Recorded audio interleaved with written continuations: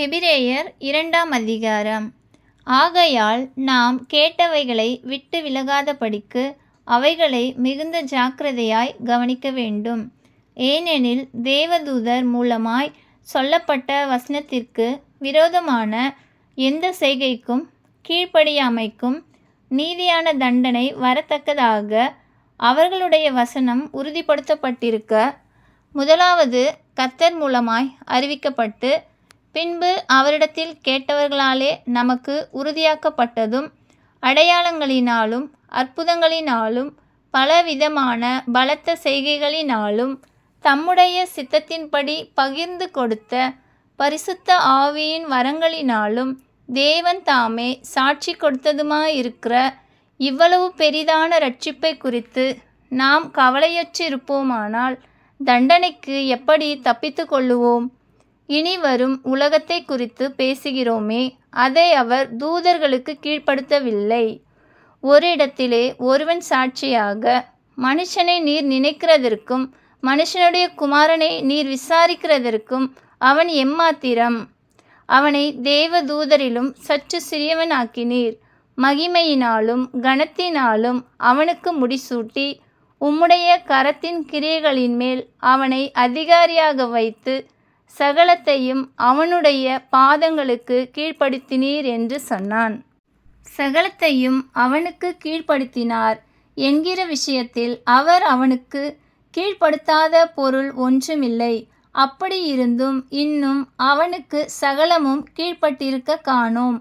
என்றாலும் தேவனுடைய கிருபையினால் ஒவ்வொருவருக்காகவும் மரணத்தை ருசி பார்க்கும்படிக்கு தேவதூதரிலும் சற்று சிறியவராக்கப்பட்டிருந்த இயேசு மரணத்தை உத்தரித்ததின் நிமித்தம் மகிமையினாலும் கனத்தினாலும் முடிசூட்டப்பட்டதை காண்கிறோம்.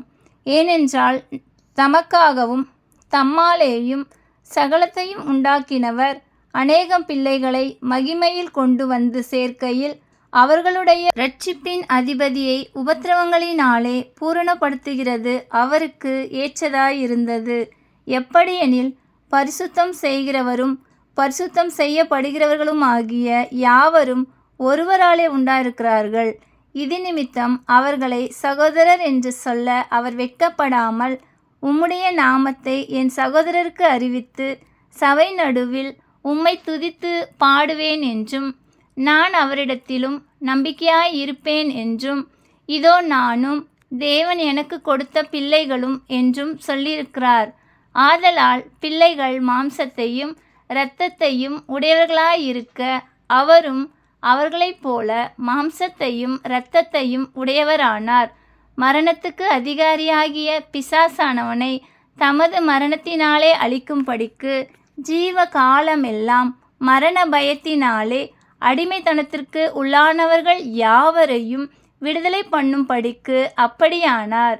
ஆதலால் அவர் தேவதூதருக்கு உதவியாக கை கொடாமல் ஆபிரகாமின் சந்ததிக்கு உதவியாக கை கொடுத்தார். அன்றியும் அவர் ஜனத்தின் பாவங்களை நிவிர்த்தி செய்வதற்கு ஏதுவாக தேவ காரியங்களை குறித்து இரக்கமும் உண்மையும் உள்ள பிரதான ஆசாரியராயிருக்கும்படிக்கு எவ்விதத்திலும் தம்முடைய சகோதரருக்கு ஒப்பாக வேண்டியதாயிருந்தது. ஆதலால் அவர் தாமே சோதிக்கப்பட்டு பாடுபட்டதினாலே அவர் சோதிக்கப்படுகிறவர்களுக்கு உதவி செய்ய வல்லவராயிருக்கிறார். ஆமென்.